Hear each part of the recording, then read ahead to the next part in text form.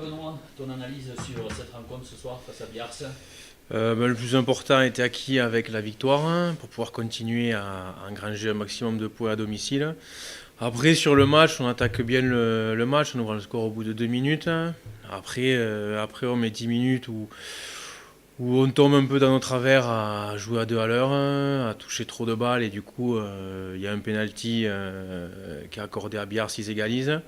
On a mis une dizaine de minutes à se remettre dans le rythme. Après, quand on a commencé à apporter plus de mouvement, à jouer plus rapide à une de touche, ben là on a réussi à marquer le deuxième. Et après, le troisième et quatrième sont vite arrivés derrière. À l'issue de ce match, donc, ça te fait 3 victoires de nul, une défaite, une quatrième place du coup ce soir, avant le déplacement la semaine prochaine à Masgrenier, qui est Ouais. le second. Comment tu vas aborder cette rencontre?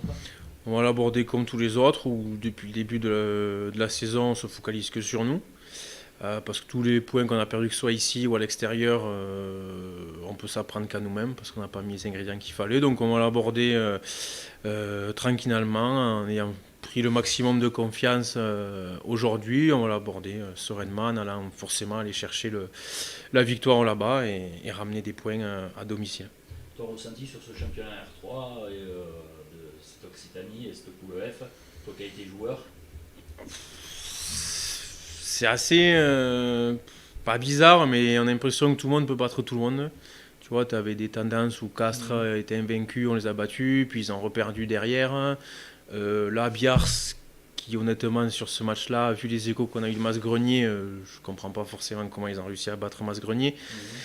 Donc c'est assez compliqué, tout le monde peut arriver à accrocher tout le monde.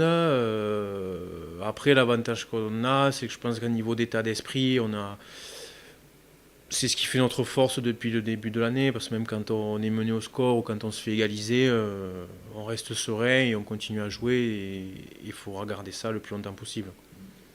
Pour terminer, un petit mot sur ton adjoint, David Mélé. David Mélé, heureusement qu'il est là, on travaille beaucoup ensemble, on est beaucoup de la semaine, il vient à l'entraînement dès qu'il peut. On s'est au téléphone pour faire les choix, donc je trouve que ça marche extrêmement bien, on se complète assez bien. Donc tout se passe bien pour tout le monde et je pense que ça aide aussi à avoir de la sérénité dans le groupe et auprès des joueurs de voir que ça se passe aussi bien entre tout le monde.